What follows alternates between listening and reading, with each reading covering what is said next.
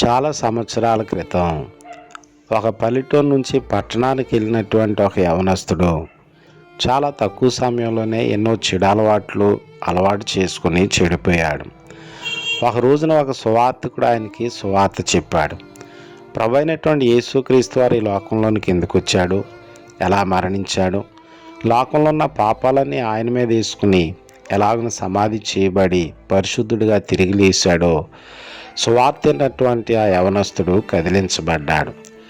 నిజమే, తన ఇంటికి ఒక టెలిగ్రామ్ను పంపించాడు, మీ అబ్బాయి చనిపోయాడని.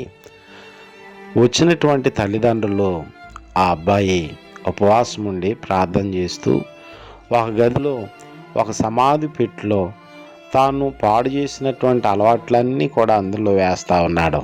బ్రాందీ బాటిల్స్, సిగరెట్ పెట్టెలు, గుట్కా, పాన్పరా, ఇలాగన తను ఏమైతే పాడు చేశాయో తను పాడు చేసినటువంటి ఆ అలవాట్లన్నీ కూడా నేను సమాధి చేస్తూ ఉన్నాను, ప్రభువైన యేసుక్రీస్తుతో నేను తిరిగి లేస్తూ ఉన్నానని తన తల్లిదండ్రులకు చెప్పాడట.